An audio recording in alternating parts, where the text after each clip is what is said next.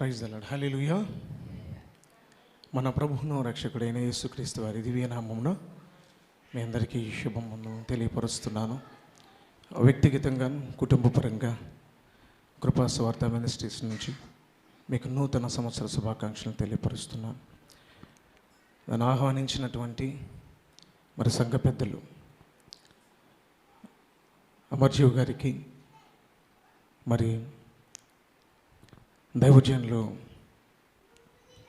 ప్రవీణ్ బ్రదర్కి మా హృదయపూర్వకమైన వందనాలు. అనేక చర్చిల్లో వాక్యం చెప్పడానికి నడిపింపు ఉంటే సరిపోతుంది, పుట్టి పెరిగిన సంఘంలో చెప్పడానికి ధైర్యం కూడా కావాలి. మొదటిసారి నేను ఇక్కడ నిలబడి మాట్లాడుతున్నాను.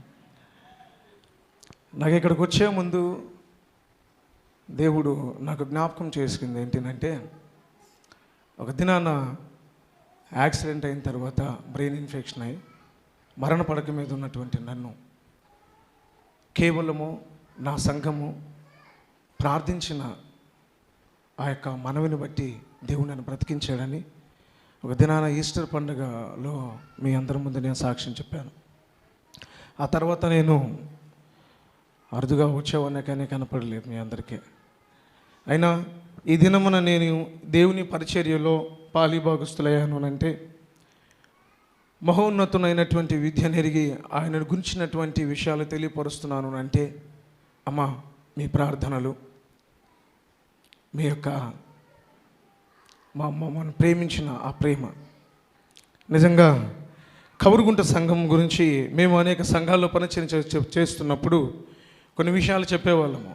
నేను కానీ మరి సన్నీ కానీ ఒకసారి ఆధ్యాత్మికమైన జీవితం ఎలా ఉంటుందో, ఆత్మీయ జీవితం ఎలా ఉంటుందో కవరుగుంట సంఘానికి వచ్చి చూడండి.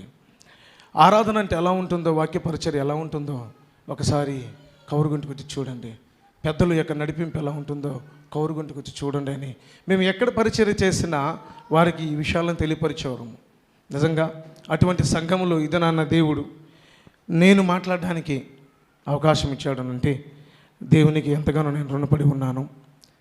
ప్రియులరా, ఆ రోజు పరిచర్య చేసినటువంటి రెవరెండ్ పి. మోజెస్ అయ్య గారు, వారు పెద్దలు, వారు ఈ గ్రామంలో పరిచర్య చేసేటప్పుడు చాలామంది అన్యులుగానే ఉన్నారట. ఇందాక మేము మాట్లాడుకుంటున్నప్పుడు ఆ విషయాలు జ్ఞాపకం వచ్చాయి. అన్యుల కుటుంబంలో నుంచి, అన్యుల ప్రదేశంలో నుంచి ఈరోజు కవరుగుంట గ్రామం అంటే అన్యులని లెక్కపెట్టి చెప్పచ్చు, క్రైస్తవ గ్రామం అని చెప్పచ్చు. దేవుని బిడ్డలారా, ఆ రీతిగా ఇంత గొప్ప అభిషేకము చేత నింపబడడానికి, ఇంత గొప్ప పరిచర్య జరగడానికి, ఇంత గొప్ప మందిరంలో మనమందరం చేరి ఆరాధన చేయడానికి వారి యొక్క కృషి, వారి యొక్క త్యాగం, వారికున్న ఉద్యోగాలను విడిచి ప్రభు సేవ కొరకు వారి జీవితాలను అర్పించుకున్నారు. కనుకనే ఈరోజు ఇంత గొప్ప మందిరంలో మనము చేరి ఆరాధించగలుగుతున్నాం. అందును బట్టి నేను దేవుని ఎంతగానో స్తుతిస్తున్నాను. దేవుని వాక్యంలోనికి వెళ్ళే ముందు ప్రార్థించుకుందాం. పరిశుద్ధుడా, మీకు స్తోత్రములో ఈ నూతన సంవత్సరంలో దాసులను మీరు నిలబెట్టుకొని ఉదయకాలం ముందు మీరు మాట్లాడారు. ఇదిగో నాయనా, ఈ రాత్రి మీ దాసులమైన మాకు ఈ అవకాశం ఇచ్చి నిలబెట్టుకున్నందుకు వందనాలు చెల్లిస్తున్నాను. నీ పక్షంలో మేము నిలబడుచున్నాం. మా మాటలు కాదు, మా తలంపులు కాదు, ఏ ప్రవచనము మనిషి ఇచ్చకను బట్టి పుట్టదు కనుక నీవే మీ బిడ్డల హృదయములను ఎరిగి ఉన్నావు కనుక వారితో మీరే సూటిగా మాట్లాడి అయా వారిని దిద్ది నీ కృపలో బలపరుచుకుని స్వారూప్యంలో నడిపించమని క్రీస్తు యేసు నామమున ప్రార్థిస్తున్నాము తండ్రి. ఆమేన్, ఆమేన్, ఆమేన్. ప్రియ దేవుని బిడ్డలారా, నేను ఎక్కువ వాక్యంలోనికి వెళ్ళను కానీ కొన్ని విషయాలు నేను మీకు తెలియపరుస్తాను, పంచుకుంటాను.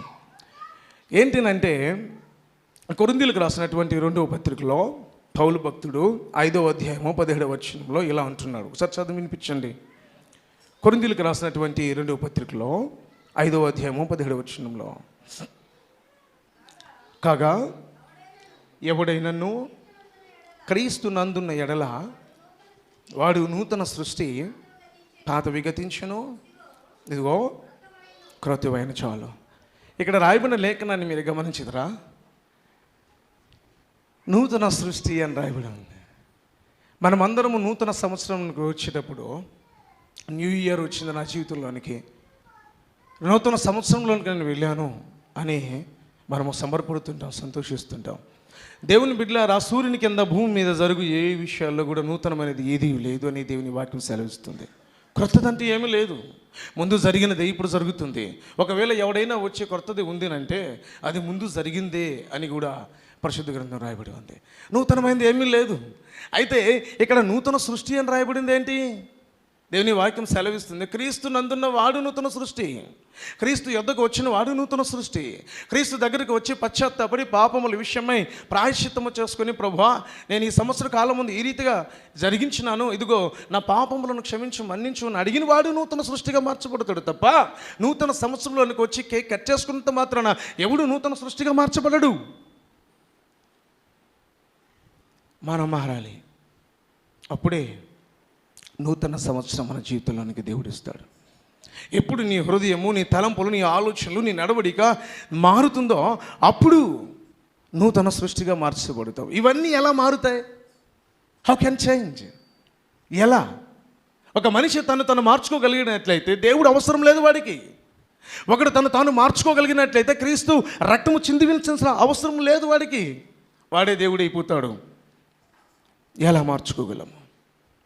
దేవుని బిడ్డలారా, మన జీవితాల్లో మనం చూసుకున్నప్పుడు దినదినము వాక్యము చేత ఉదక స్నానము చేయబడుతూనే ఉంటాం, మరలా రేపు పాపం జరిగిస్తూనే ఉంటాం. అది మనిషి యొక్క నైజం. అయితే ఈ పాపము ద్వారా మనిషి జీవితము నాశనమైపోతుంది, తుదుకు నరక అగ్నిలోనికి త్రోసివేయబడుతున్న భయం కలుగుతుంది. అయితే దేవుడు అంటున్నాడు, మీరు నూతన సృష్టిగా మార్చబడాలి, పాతవి గతించిపోవాలి మీ జీవితంలో అన్నాడు. దేవుని వాక్యంలో చూస్తే ఎలా సాధ్యమవుతుంది? ఒక మనిషి ఎలా మార్చబడుతాడండి? ఒక మనిషి జీవితం ఎలా మార్చబడుతుంది? నేను ఆలోచన చేశాను, నా జీవితాన్ని నేను ఆలోచన చేశాను. ప్రభువు నన్ను పిలిచినప్పుడు, మరణ పరీక్షలోంచి లేపి నువ్వు నన్ను ప్రకటించాలి రా అన్నప్పుడు, రోషము కలిగి దేవుని కొరకు పోరాడుచున్నప్పుడు మధ్యలో కుటుంబ సమస్యలు వచ్చాయి. ఎప్పుడైతే నా జీవితంలోనికి సమస్యలు వచ్చినాయో నా ఆత్మీయ జీవితం కొలాప్స్ అయింది. నా ఆత్మీయ జీవితం ఎప్పుడు కొలాప్స్ అయిందో నా వ్యక్తిగత సాక్ష్యం కోల్పోయాను, సంఘ జీవితం కోల్పోయాను. దేవునిలో ఉన్నామని కానీ దేవునికి దూరమై జీవించినటువంటి అనేకమైన గడియలు నా జీవితంలో ఉన్నాయి. నేను అంటున్నాను, దేవుని పిల్లరా, నా వ్యక్తిగత జీవితంలో దేవుడు చేసిన మేలును నేను జ్ఞాపకం చేసుకుంటున్నప్పుడు ఎలా మనిషి మార్చగలడో నేను తెలుసుకున్నాను. హల్లెలూయా.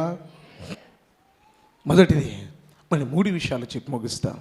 మొదటిది వ్యక్తిగత జీవితం, రెండవది కుటుంబ జీవితం, మూడవది ఆధ్యాత్మికమైన జీవితం. వ్యక్తిగత జీవితం సరి చేయబడకపోతే కుటుంబ జీవితం నిలవదు. కుటుంబ జీవితంలో సరి లేకపోతే, కుటుంబ జీవితంలో సంతోషం లేకపోతే, కుటుంబ జీవితంలో అనేకులకు మాదిరికరంగా ఉండకపోతే ఆధ్యాత్మికంగా ఎవడు వర్ధిల్లలేడు. ఇది నిజమని నేను నమ్ముచున్నాను. ఎప్పుడు నీ వ్యక్తిగత జీవితం మార్చబడుతుందో, ఎప్పుడు నీ వ్యక్తిగత ఆలోచనలు సరిచేయబడతాయో అప్పుడు నీ కుటుంబ జీవితం సరిచేయబడుతుంది, స్థిరపరచబడుతుంది. ఎప్పుడు నీ కుటుంబ జీవితం సరిచేయబడుతుందో, స్థిరపరచబడుతుందో నీవు ఆధ్యాత్మికంగా జీవించబడతావు, ఆధ్యాత్మికంగా జీవిస్తావు, దేవునికి నచ్చినట్లుగా బ్రతకగలుగుతావు. వ్యక్తిగత జీవితం సరిచేయబడకపోతే కుటుంబంలో సమాధానం ఉండదు. చాలామంది ఈ రోజుల్లో అనుకుంటారు, నా జీవితం నా ఇష్టమని. అది నీది కాదు. దేవుడు అన్నాడు, నేను నిన్ను వెలకెట్టుకున్నాను, నీవు నా సొత్తు, నీవు నా వాడువు, నా దానువు. ఇక మీదట నువ్వు జీవించుతున్నావుగానే నీ ఎందుకు జీవిస్తున్నవాడు క్రీస్తు అని పరిశుద్ధ గ్రంథంలో ఘోషిస్తున్నాడు దేవుడు. నీ జీవితం మీద కానీ, నీ శరీరం మీద కానీ నీకు అధికారం లేదు అన్నాడు. కానీ ఇంకా క్రీస్తును నమ్మి క్రీస్తులో చనిపోయి జీవిస్తున్నామని చెప్పుకుంటున్న వారు ఇంకా కూడా నా ఇష్టం అనే ఒక అహంభావము ఏలుబడి చేస్తుంటే ఒప్పుకుంటున్నారు, లోబడుచున్నారు. నీ ఇష్టం కాదు ఏది, ఇది నీది కాదు. నీ కొరకు ఒక ఆయన చనిపోయాడు, నీ కొరకు ఒక ఆయన ప్రాణం పెట్టాడు, నీ కొరకు ఒక ఆయన బలి అయిపోయాడు. నీకు మారుగా అంటే ఆ స్థానంలో నీవు నేను ఉండాలి. కానీ దేవుడు నీ స్థానాన్ని తీసుకొని ఆయన స్థానాన్ని మనకిచ్చాడు. ఇక మీదట మన మీద అధికారము లేదని స్పష్టీకరణ చేశాడు దేవుని పరిశుద్ధ గ్రంథంలో. కానీ చాలామంది ఇంకా నా ఇష్టం, నా జీవితం, నన్ను ఎవడు అడుగుతారు అన్నటువంటి భ్రమలో ఉండిపోతున్నారు. నీ ఇష్టం అని అనుకుంటే ఒంటరి వారిగా మిగిలిపోతారు. దేవుని బిడ్డలారా, ఒంటరి వారిగా మిగిలిపోతారు. నా అని నువ్వు చెప్పుకోగలిగిన వారు ఒక్కరు కూడా ఈ లోకంలో నీకు ఉండరు. నీ వ్యక్తిగత జీవితం సరిచేయబడకపోతే ఒంటరితనానికి వస్తారు. నీ వ్యక్తిగత జీవితం సరిచేయబడకపోతే భర్త ప్రేమించడు, భార్య ప్రేమించదు, బిడ్డలు సరిగా వర్ధిల్లరు. ఎందుకనంటే you are the role model. నువ్వు నీ కుటుంబానికి యాజకుడువు, యజమానుడువు. నిన్ను చూసి నీ బిడ్డలు పెరుగుతారు, నిన్ను చూసి నీ కుటుంబం దీవించబడుతుంది. తెలుసా దేవుని బిడ్డలారా, యోబు తన కుటుంబానికి యాజకుడుగా ఉన్నాడు. యాజకుడుగా హీస్ ద పాస్టర్. తన బిడ్డలు ఏమి చేసిరో అని అరుణోదయమున లేచి తన బిడ్డల కొరకు ప్రాయచిత్తము చేసేవాడట, బలులు అర్పించేవాడట, ప్రార్థించేవాడట. తన కుటుంబం చుట్టూ అతని కంచె వేసుకునేవాడు. యోబే సరి లేకపోతే ఏబు బిడ్డలు ఎలా అవుతారు? అందుకని వ్యక్తిగత జీవితము సరి చేయబడాలి. న్యూ ఇయర్ ఊరకనే లేదు. నువ్వు నూతన పరచబడకుండా, నీ వ్యక్తిగత జీవితం సరి చేయబడకుండా కొత్తది ఏది నీ జీవితంలోనికి రాదు రాదు రాదు. సరి చేయబడాలి. సరి చేయబడకపోతే నీ కుటుంబం దీవించబడదా? దేవుడు అవకాశం ఇస్తాడు. దేవుని బిడ్డలారా, లూకాసు వార్త 12వ అధ్యాయంలో 1-5 వచనాలు మనం చూచినప్పుడు అక్కడ అంటాడు, రహస్య పాపములు బయటపడబడుచున్నవి. నువ్వు ఒంటరిగా ఉన్నప్పుడు రహస్యముగా నువ్వు చేసిన ప్రతి పాపమును నేను చూస్తున్నాను, వాటిని నేను బయలుపరుస్తాను అని. వ్యక్తిగతంగా ఒంటరిగా నువ్వు ఉండి ఏం చేస్తున్నానో అది దేవుడు లెక్కిస్తాడట. దానిని బట్టి తీర్పు తీర్చినప్పుడు నీ కుటుంబం మీదకి రావాల్సింది దీవెన, ఆశీర్వాదమని మన క్రియలే నిర్ణయిస్తాయి. ఎవడో వచ్చి నిన్ను జస్టిఫై చేయాల్సిన అవసరం లే. నువ్వు నడిచే నడవడిక, నీ క్రియలే నిన్ను తీర్పు తీరుస్తాయి. అప్పుడు ఏ స్థితిలో మనం ఉంటామో ఒకరు వచ్చి నీకు చెప్పాల్సిన అవసరమో లేదు. నన్ను నేను విమర్శ చేసుకున్నాను, నీ వ్యక్తిగత జీవితం ఎలా ఉందిరా అని. నా వ్యక్తిగత జీవితాన్ని నేను సరి చేసుకోవడం ప్రారంభించి ప్రభు దగ్గర పాపాలు ఒప్పుకున్నప్పుడు, నా ప్రభువా ఒకసారి వెలిగించబడిన తప్పిపోయినానేమో, నన్ను సరి చేయవని ప్రభు పాదాలు పట్టుకొని ఎన్నో రాత్రులు గోసారి అడిగినప్పుడు దేవుడు అన్నాడు, నేను నిన్ను సరి చేస్తాను, నా మాట వింటావా? Yes father, obey to your commandments. నేను నీ ఆజ్ఞలకు శిరసాహిస్తానని ఒప్పుకుంటే ఈరోజు నా దేవుడు నాకు ఒక అవకాశం ఇచ్చాడు. నా ద్వారా ఒక మందిరాన్ని కట్టించుకుంటున్నాడు, నా ద్వారా ఒక గొప్ప పరిచర్యను జరిగించుకుంటున్నాడు. రీజన్, నా వ్యక్తిగత జీవితం సరిచేయబడింది. ప్రియులారా, నేను మిమ్మల్ని విమర్శించడానికి రాలేదు, కానీ నా జీవితాన్ని మీకు పనంగా పెట్టి చూపిస్తున్న ఒక సాక్ష్యాన్ని. వ్యక్తిగత జీవితం సరిచేయబడితేనే కుటుంబము దీవించబడుతుంది. 7 సంవత్సరాల యొక్క వైవాహిక జీవితంలో నేను నా కుటుంబంతో గడిపినటువంటి నెలలను నా వేళ్ళతో లెక్క పెట్టుకోగలను. నా వ్యక్తిగత జీవితం సరిచేయబడకపోతే నా కుటుంబాన్ని దేవుడు నాకు దూరం చేశాడు. ఎప్పుడు నా కుటుంబాన్ని దూరం చేశాడో నా ప్రభు దగ్గరికి వెళ్ళాను. ఎందుకు ఇలా జరిగింది? నువ్వు సరిచేయబడాలి అన్నాడు. నువ్వు సరిచేయబడితే వాళ్ళని తీసుకుని వస్తాను ప్రభు మాతో మాట్లాడినప్పుడు. నా జీవితాన్ని సరిచేసుకుంటే ఈరోజు మీ అందరి మధ్య నా బిడ్డలిద్దరూ గిఫ్ట్లు తీసుకున్నారు. మీరు చూస్తున్నారు నా కుటుంబాన్ని. మీ అందరికీ తెలియదు ఏమీ లేదు నా వ్యక్తిగత జీవితం. ఎప్పుడు సరి చేయబడిందో అప్పుడు కుటుంబ జీవితాన్ని దేవుడు నాకు అనుగ్రహించాడు. ఎప్పుడు నేను సరి చేయబడ్డానో అప్పుడు నా కుటుంబ జీవితాన్ని దేవుడు దీవించడం ప్రారంభించాడు. నేను నా ఇష్టమని నేను అనుకుంటే నా కుటుంబం లేదు. నేను మార్చబడితేనే వారు దీవించబడతారు. నీ మూలంగానే కుటుంబం దీవించబడుతుందని ప్రభు యొక్క వాక్యం సెలవిస్తుంది. నిన్ను బట్టి అన్నాడు అబ్రహాముని, నిన్ను బట్టి నేను అనేక వంశములు దీవిస్తాను అని. అనేక వంశములకు ఆశీర్వాదములకు కారకుడుగా నీవు ఉంటావు అబ్రహామా అని. ఎందుకనంటే దేవుని బిడ్డరా, ఒక వ్యక్తి అనేకులకు ఆశీర్వాదం పంచుటకు కారకుడుగా ఉండాలని దేవుడు కోరుకున్నాడు. ఒకని అవిధేయత వలన పాపం అనేకుల మీదకి ఎలా వచ్చిందో, ఒక్కని యొక్క త్యాగము ద్వారా అనేకుల పాపములు కడగబడ్డాయని రాయబడింది. ఆ ఒక్కడు నీవు. అది నీ ద్వారా ఆశీర్వాదం వస్తుందా, నీ ద్వారా శాపం వస్తుందన్న సంగతి కూడా చూసుకోవాలి, సరి చేసుకోవాలి. దేవుడు ముమ్మార్లు మాటికి వచ్చి చెబుతున్నప్పుడు కూడా సరి చేసుకోకపోతే దేవుడు అంటున్నాడు, దేవుని బిడ్డలారా, మత్తయి సువార్త 11వ అధ్యాయము 21 నుండి 22 వచనాల్లో అంటున్నాడు ఆయన, దేవుని బిడ్డలారా, మార్చుకోకపోతే కృప నీ ఎద్దుకు వచ్చి మార్చుకోవడానికి అవకాశం ఇచ్చినప్పుడు మార్చుకొనకపోతే గనక అవకాశం మరల నీ ఎద్దుకి రాదు. ప్రభు ప్రేమ నిన్ను మారమని ప్రేరేపించినప్పుడు నువ్వు అది ఏందిలే దేవుడు చెబుతున్నాలే అని దాన్ని తేలికగా నువ్వు తీసుకుంటే తిరిగే అవకాశం నీకు రాకపోవచ్చు. సద్వినియోగం చేసుకోవడానికి ప్రభు దగ్గర నీ వ్యక్తిగత జీవితాన్ని ఉంచి దానిలో ఉన్నటువంటి ఆ లోటుపాటును సరి చేసుకుంటే నిన్ను ప్రేమించి నీకు ఇచ్చిన కుటుంబాన్ని దేవుడు దీవిస్తాడు. వ్యక్తిగత జీవితం అనేది చాలా చాలా అవసరం దేవునికి. బలులు అడగలేదు ఆయన, మారిన నీ జీవితాన్ని అడిగాడు ఆయన. ఈరోజు చాలామంది కానుకలు తీసుకొస్తారు, చాలామంది చాలా బహుమానాలు తీసుకొస్తారు. దేవుడు పేదవాడా? దేవుడు తేలేడా? కాదు దేవుని బిడ్డలారా, దేవుడు అడిగింది బలులు కాదు. ఒకడు బలులు అర్పించుట కంటే దేవుని మాటకు లోబడమే ఆయనకి ఇష్టమని సమూయేలు గ్రంథంలో చాలా స్పష్టంగా రాయించారు. మాట వినకుండా నీవేం అర్పించినానో అది దేవుడికి యోగ్యకరమైనటువంటి బలిగా ఉండదు. ఆయనకి నిజమైన బలి ఏంటనంటే విరిగి నలిగిన నీ వ్యక్తిగత జీవితం కావాలి. ప్రైజ్ ది లార్డ్, హల్లెలూయా. అర్థమవుతుందా? రెండవది కుటుంబ జీవితం. దేవుని బిడ్డలారా, ఈ వ్యక్తిగత జీవితం మీదే కుటుంబం ఆధారపడింది. ఒక కుటుంబాన్ని దేవుడు ఎవరికి పడితే వారికి ఇవ్వడు. పిచ్చోడు చేతిలో రాయిబెట్టినట్లుగా పెట్టాడు దేవుడు. నిన్ను నమ్మితే ఒక స్త్రీని నీకు ఇస్తాడు, నిన్ను నమ్మితే ఒక పురుషుని నీకు ఇస్తాడు.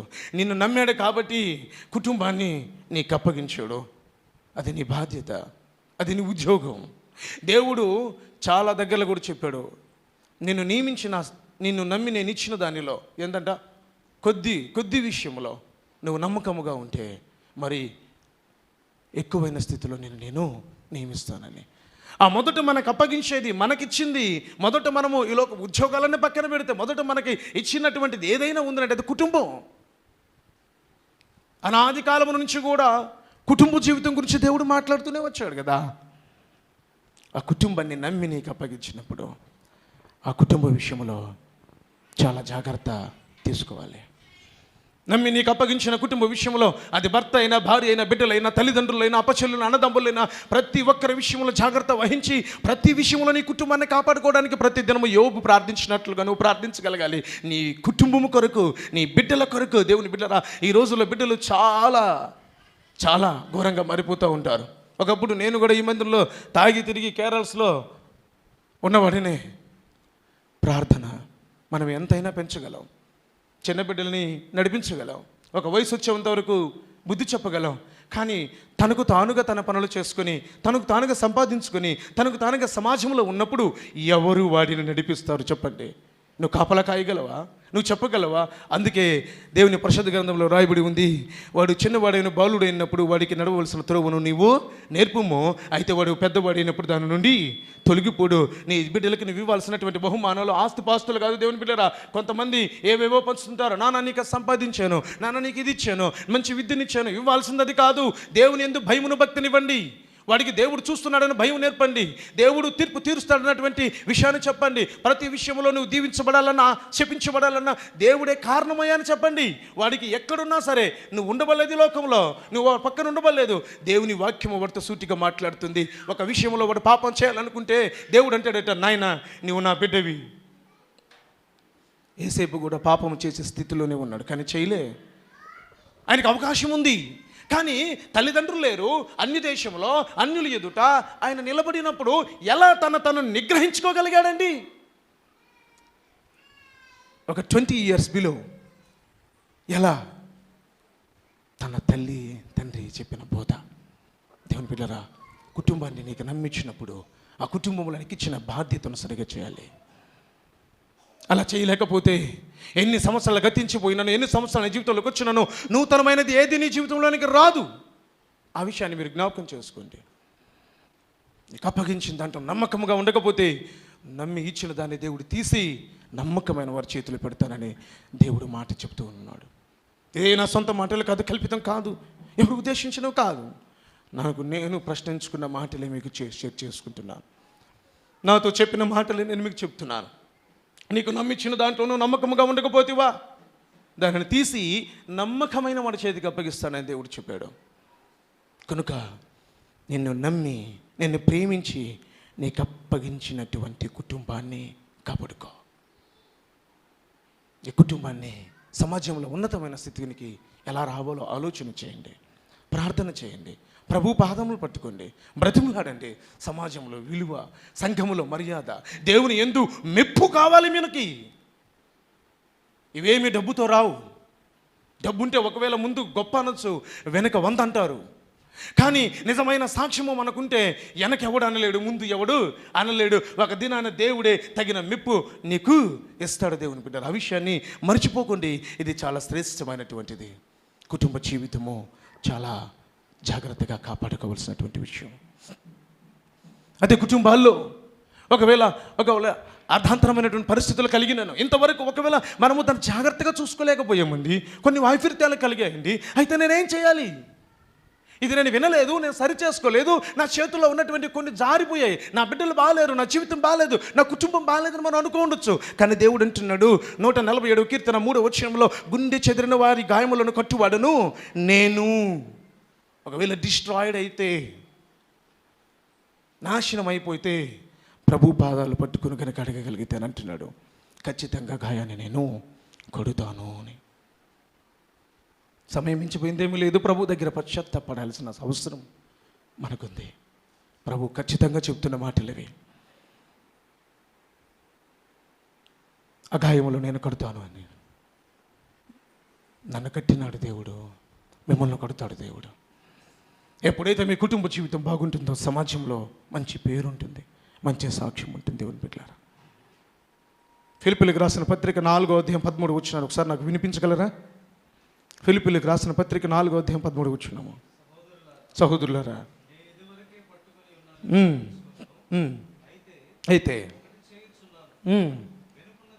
వెనుకున్నదే మరచి వేగిరపడుచు క్రీస్తు యేసునందు పొందవలనని గురి యొద్దకు నేను పరుగెడుచున్నాను. ఎంత శ్రేష్టమైన మాటలు దేవుని బిడ్డలారా. దేవుని గురించినటువంటి మాటలను గమనిస్తున్నప్పుడు అక్కడే రాయబడి ఉంది, నేను నాకు అప్పగించిన దానికోసం నేను వెళ్తున్నాను. మనము కూడా గతించిపోయిన కాలాన్ని విడిచిపెడదాం, దానిని తిరిగి తీసుకురాలేం. కానీ దేవుడు అంటున్నాడు, నేను నూతనపరచగలను. క్రొత్తది తీసుకొచ్చి నీ ముందు పెట్టలేడు, కానీ ఉన్న దానిని బాగు చేయగలడు, గాయములు కట్టగలడు, దాన్ని రెన్యువల్ చేసి నీ చేతికి ఇవ్వగలడు దేవుడు. డిస్ట్రాయిడ్ అయిపోయింది అనుకుంటే, ఇక లేదు అనుకుంటే తప్పు. దేవుడు చేయగలడు, దేవుడు ఇవ్వగలడు. ఒకసారి యెహెజ్కేలు గ్రంథంలో మనం గమనించినప్పుడు, అక్కడ ఈ లోయలోనికి యెహెజ్కేలు దేవుని యొక్క ఆత్మ తీసుకుని వెళ్ళినప్పుడు ఆ లోయలో ఉన్నవి ఏమని అడిగాడు. అక్కడ దేవుడు అంటాడు, యెహెజ్కేలు దేవుడితో అంటాడు, ప్రభువా ఎముకలు ఉన్నాయి. ఏమున్నాయి? ఎముకలు ఉన్నాయి. ఎముకలకు జీవం ఉన్నదా? ఎముకల మీద మాంసం ఉన్నదా? ఎముకలు తిరిగి బతకగలవా? లేవు. అంటే దాని అర్థం ఏంటి? ఇవన్నీ కూడా ఇజ్రాయేల్ గురించినటువంటి మాటలు. ఇజ్రాయేల్ వారు అనుకుంటున్నారు మేము నాశనం అయ్యాము అని. చాలామంది అనుకుంటున్నారు నా కుటుంబము లేదు, నా బ్రతుకు లేదు, నా జీవితం లేదు, నాశనం అయిపోయిందని. కానీ దేవుడు అంటున్నాడు, నరపుత్రుడా ప్రవచించు అని. ప్రవచించు. ఏమని ప్రవచించాలి? నరములు పొద్దుగాలని, కండరములు రావాలని, జీవ ఆత్మ వారిలోనికి వెళ్ళాలని. ఆ రీతిగా దైవజనుడు ప్రవచించినప్పుడు కూలిపోయినటువంటి ఆ ఎముకలు సైన్య సమూహం వల్ల చేయబడ్డాయి. హల్లెలూయా. దాని అర్థం ఏంటి తెలుసునా? నాశనకరమైన స్థితిలో ఉన్నవారు ప్రార్థిస్తే దేవుడు ఉన్నతమైన స్థితిని అనుగ్రహించగలడు. ఇక లేదు నా జీవితం అనుకుంటే తప్పు, ఇక లేదు నాకు బ్రతుకు అనుకుంటే తప్పు. నీ దేవుడు సమస్తాన్ని చేయగలిగిన సమర్థుడు. ఎందుకనంటే నీ దేవుడు భూమి ఆకాశములను చేసినవాడు, నీ దేవుడు చనిపోయిన వాడిని లేవనెత్తినవాడు, నీ దేవుడికి అసాధ్యమైనది ఏమీ లేదు. మరణాన్ని జయించినటువంటి ఆ దేవుడి లోకములో దేనిని నీకెవరకు ఇవ్వలేడో చెప్పండి? ఏదైనా ఇవ్వగలిగినటువంటి వాడు మన దేవుడు.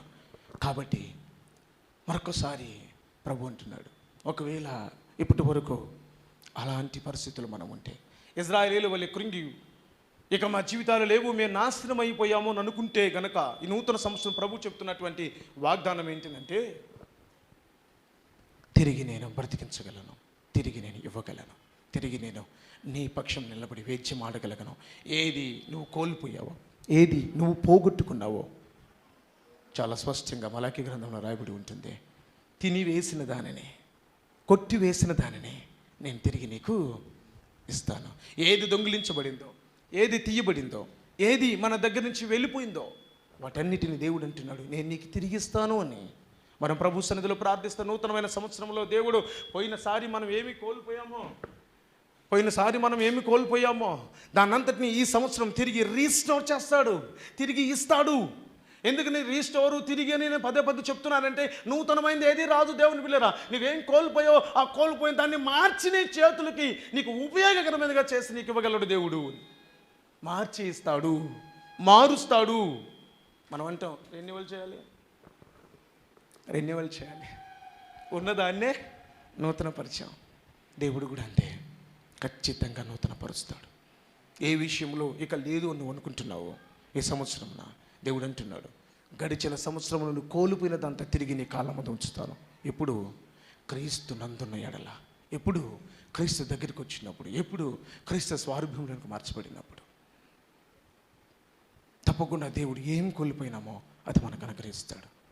నేను మిమ్మల్ని బ్లమ్ చేయట్లేదు, అనుభవించి చెప్తున్నటువంటి మాటలు, నా వ్యక్తిగత జీవితాన్ని ఎరగా వేసి మీకు చెప్తున్నటువంటి మాటలు ఇవన్నీ. ఒకప్పుడు నేను అనుకున్నాను, నేను సేవ చేయలేనేమో, నేను వెళ్ళిపోదాము, ఎక్కడికైనా పారిపోదామని. కానీ దేవుడు నాతో మాట్లాడినప్పుడు, ఎక్కడికి వెళ్ళిపోయినా అక్కడ నేను ఉంటాను. సముద్రంలోకి పోతావా, నేను ఆడ ఉన్నాను. ఆకాశం ఎక్కిపోతావా, నేను అక్కడ ఉన్నా. ఎక్కడికి వెళ్ళిపోతావు తప్పించుకొని రా, నిలబడు. తప్పించుకొని వెళ్ళిపోయినాడు యాకోబు. కానీ దేవుడు అన్నాడు, నువ్వు వస్తేనే కానీ దీవించును అని. రా నీ తండ్రి దేశానికి, రా నీ ఇంటికి, రా నీ అన్న దగ్గరికి రా. ఏం తప్పు చేశావో ఒక్కసారి నీ అన్నతో క్షమాపణ చెప్పు. నువ్వు ఎప్పుడు సమాధాన పడతావో అప్పుడు నేను దీవిస్తాను యాకోబు అన్నాడు. తిరిగి అతను సమాధాన పడి దేవునితో పెనుగులాడినప్పుడు, అతను ఒప్పుకున్నప్పుడు యాకోబుని కాస్త ఇజ్రాయేలుగా దేవుడు మార్చాడు. అది నూతనమైనటు వ్యక్తిత్వం. అంటే అప్పటి వరకు మోసగాడే, అప్పటి వరకు వ్యసన కాండ్రు ఉండవచ్చు, లేదా అప్పటి వరకు అతను తన కొరకే మోసం చేసే స్థితి, తండ్రిని అన్నని మోసం చేసినటువంటి వంచకుడిగా ఉండొచ్చు. కానీ ఎప్పుడైతే ప్రభు సన్నిధిలో ప్రార్థించాడో, ఎప్పుడైతే దేవునితో పెనుగులాడాడో, రేవు దగ్గర పెనుగులాడిన ఆ అనుభవము యాకోబు జీవితాన్ని మార్చింది. మోసగాడైన యాకోబు ఇజ్రాయేలుగా మార్చబడ్డాడు. ఈరోజు ఇజ్రాయేలు అనేది ప్రపంచానికి తలమానికగా చేయబడింది. హల్లెలూయా. ఈరోజు మనల్ని చూసి నవ్వుకోవచ్చండి, ఏం లేదు. దేవుడు అంటున్నాడు, వారి ఎదుట నేను నీ కొమ్ముని హెచ్చిస్తాను, వారి ఎదుటే నిన్ను తలగా నియమిస్తాను, వారి ఎదుటే నిన్ను ఉన్నతమైన స్థితిలోనికి తీసుకుని వెళతానని ప్రభువు మాట్లాడుతున్నాడు. చివరిగా ఆధ్యాత్మిక జీవితం. దేవుని బిడ్డలారా, నేను ఇందాక చెప్పాను, స్టెప్ బై స్టెప్. వ్యక్తిగత జీవితం సరిచేయబడితే కుటుంబ జీవితం ఎప్పుడు బాగుంటుందో ఆధ్యాత్మికంగా దీవించబడతారండి. ఆధ్యాత్మికంగా దీవించబడతారు. లేదంటే చెడు ఆలోచనలు వస్తాయి, చెడు తలంపులు వస్తాయి, విచార కార్యాలు వస్తాయి మన మధ్యలోనికి. లేకపోతే ఆ వ్యక్తి కుటుంబ జీవితంలోనికి మూడో వ్యక్తి వస్తారు. ఇక నువ్వు ఎక్కడ పరిశుద్ధంగా ఉండగలవు? దేవుడు అన్నాడు, ఎన్నటన్నిటికీ పరిశుద్ధతయే ప్రాధాన్యము అని. ఈ పరిశుద్ధంగా నువ్వు జీవించాలంటే ఎక్కడ జీవించగలవు? ఆధ్యాత్మికమైన ఎట్లా నువ్వు ముందుకు నడిపించుకోగలవు? కుటుంబం బాగలేదు, ఇంట్లోకి వెళ్తే భార్య బిడ్డలతో సమాధానం లేదే, ఎలా నడిపించగలవు? ఎలా ముందుకు వెళ్ళగలవు? First separate your personal life, second separate your family life, and third God will be change your spiritual life. Praise the Lord. Hallelujah. ఎప్పుడు ఈ రెండు విషయాల్లో నువ్వు ప్రయత్నం చేస్తావో, మూడో విషయంలో దేవుడే నిన్ను మారుస్తాడు, ఉన్నతమైన కృపనిస్తాడు, ఆధ్యాత్మికంగా దీవిస్తాడు. ఫిలిప్పీయులకు రాసిన పత్రిక 4, 6, 7 వచనాలు చదివితే మాట్లాడుకొని మనం ముగించుకుందాం. 4, 6, 7.